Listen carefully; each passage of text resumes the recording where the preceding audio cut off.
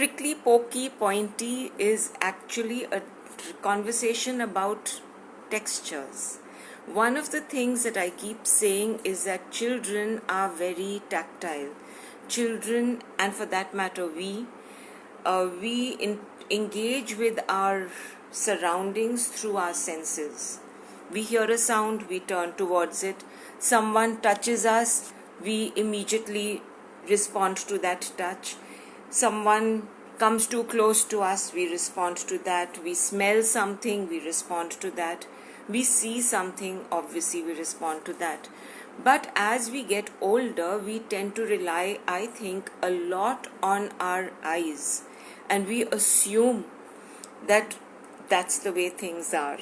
And actually, children rely much more on the rest of their senses. So some of what I'm going to suggest to you today, and it is definitely about rediscovering your environment, is through your sense of touch.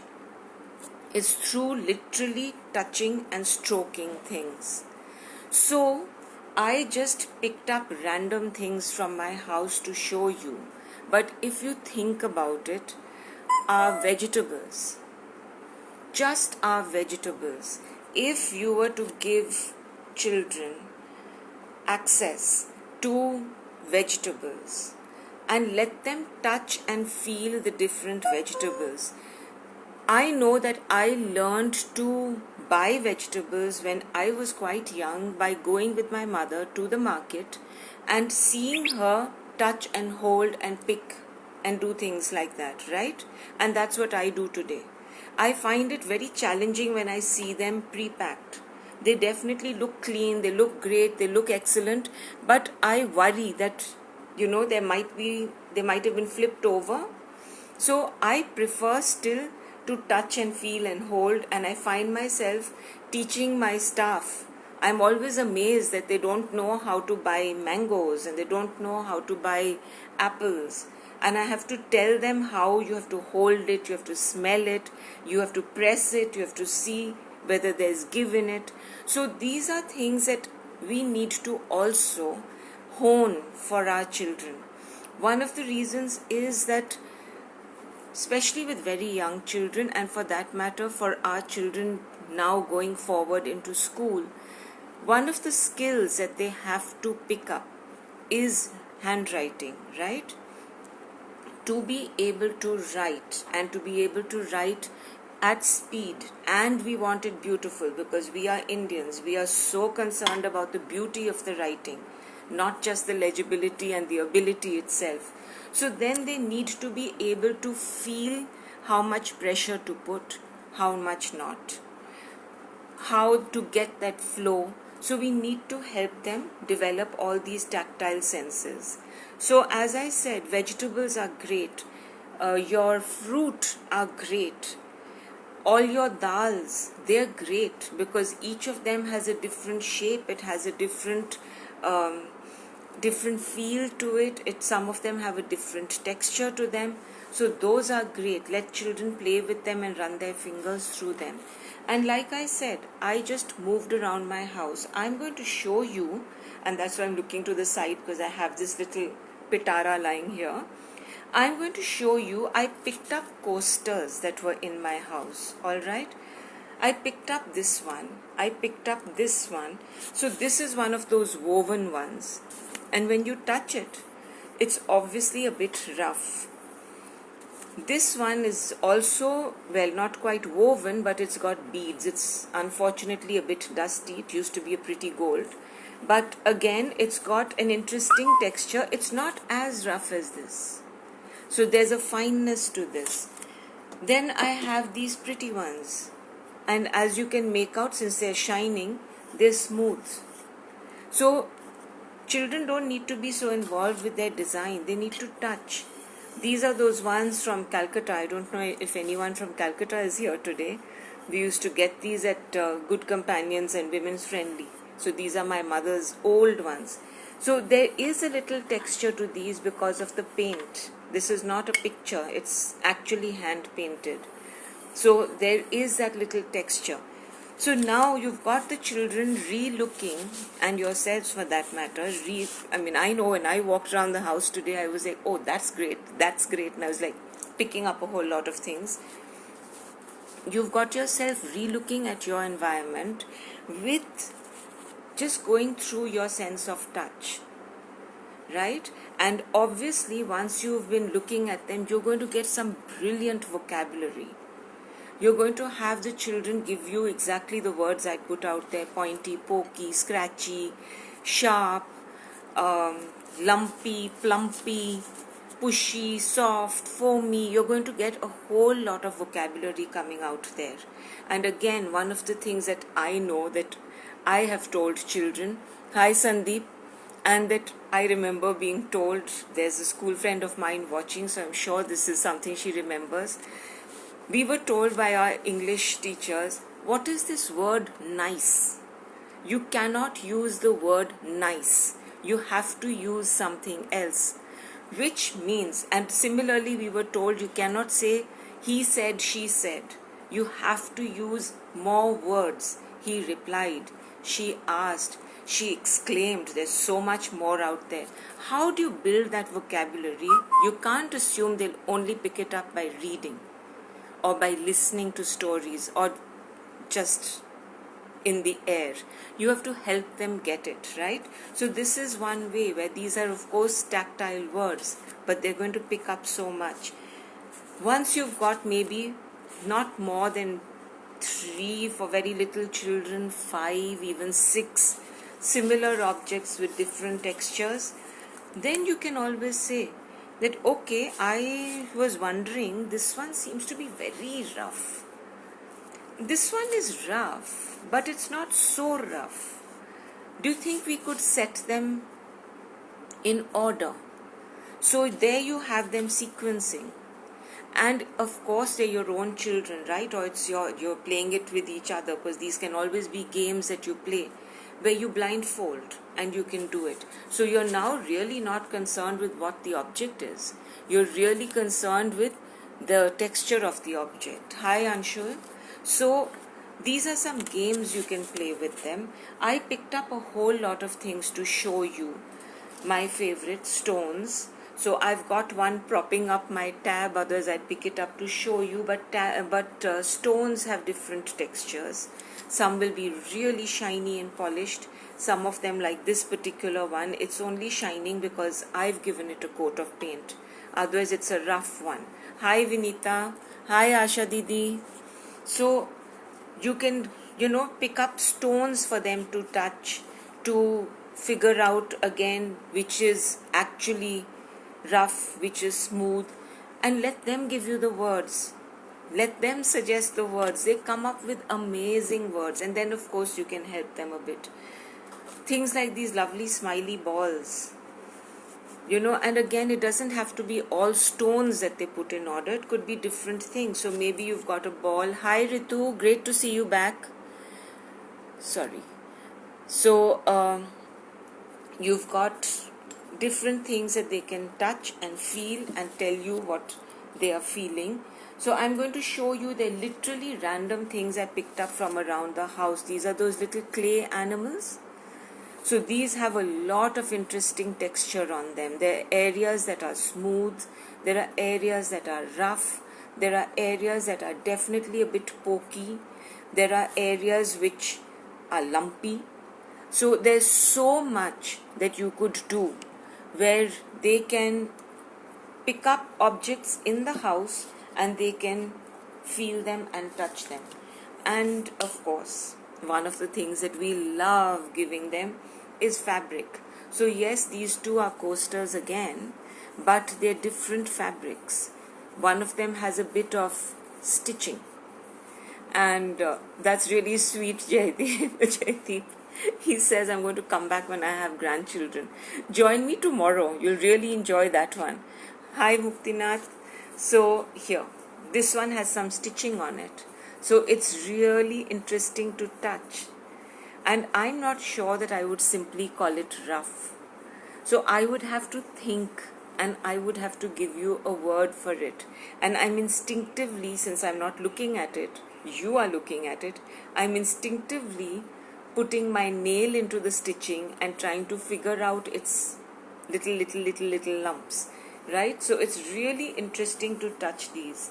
Of course, you can always give them your dupattas or your scarves, their own clothes.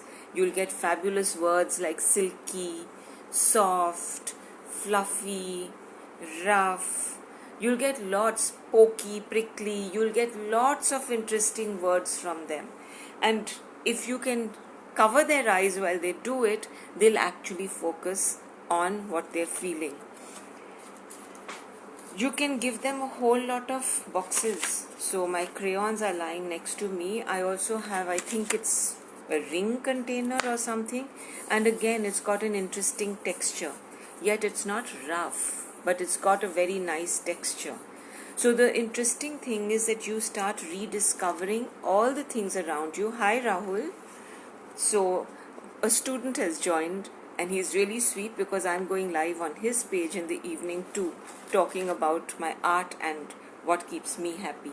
So here is an interesting texture where if my eyes were closed, I would know it's different from this smooth box, okay? And yet I would have to touch it again and again to be able to actually say what it is, because it's not lumpy, it's not rough at all, and yet it's nowhere near as smooth as this one. This one my hand slips. This one it doesn't quite. There is a texture to it. So I'm going to have to find a word that I can use for it. So there's my vocabulary building up. Even rags, like these are obviously my painting rags, and the two I've got in front of me are very different.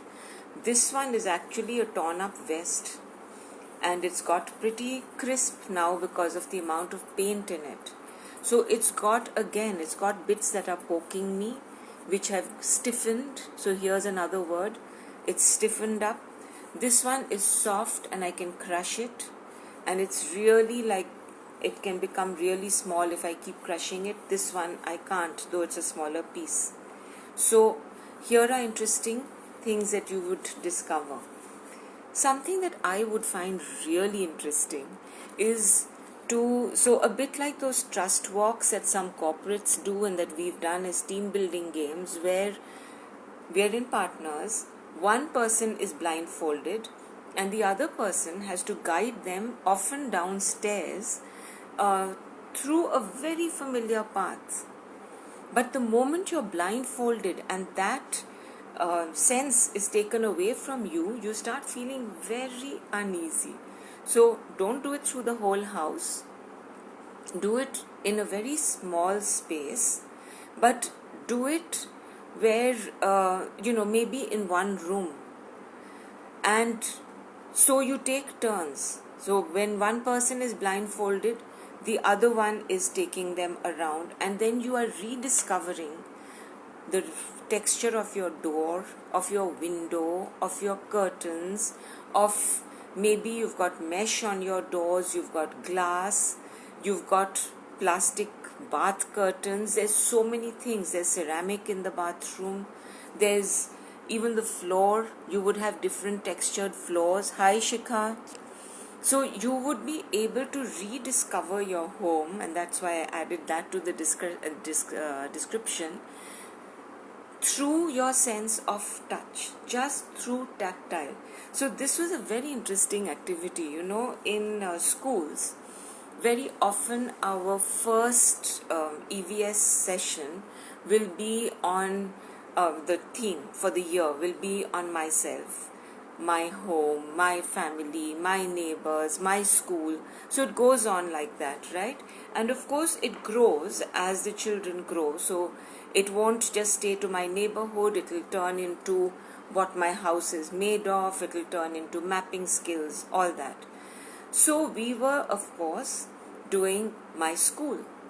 And one of the things that we thought we were really sort of, creative, we said that all right, let's take the children for a walk around the school and let them see all the different spaces. Like, do they know where the office is? Do they know where the infirmary is? Do they know, all the different parts of the school? And of course, we'll reinforce some of the areas that they can go to, can't go to, all that. We had at that time a colleague who had joined us from England, and it was really interesting to see that her class barely moved from their own room. They took very long basically, and they just about managed to reach the reception area and they came back. So obviously I was curious and I was like, what were you doing? Because I could see your children had their eyes closed. And she said that we decided that we would discover the school through our sense of touch. So they actually had touched the railing, they had touched the outer walls, they had touched the inner walls, they had touched the doors from inside and outside, they had touched the bulletin boards, they had touched areas of the school that none of us had even, we just took it for granted. We saw that it was textured. We never thought that we should touch it ourselves or get the children to touch it. And really, that was one of those breakthroughs that happened for me, which is why I'm sharing it with you.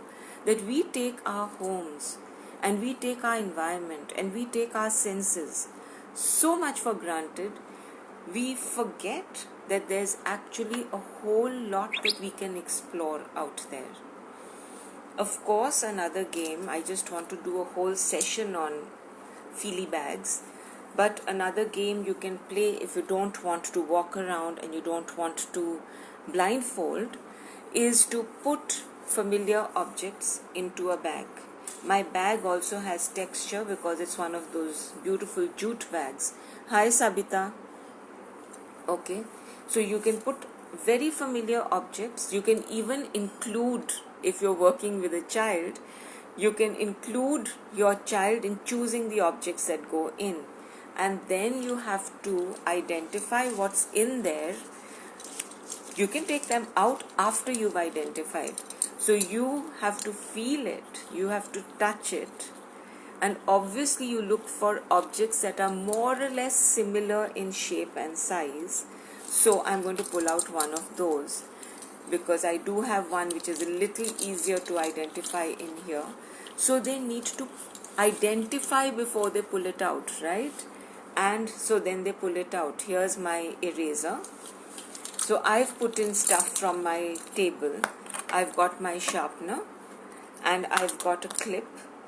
That's why I said this was very easy to identify, but it's fun. And if you put in very similar shaped things in there or sized things in there, it's not going to be so easy, trust me, to find out what is in there.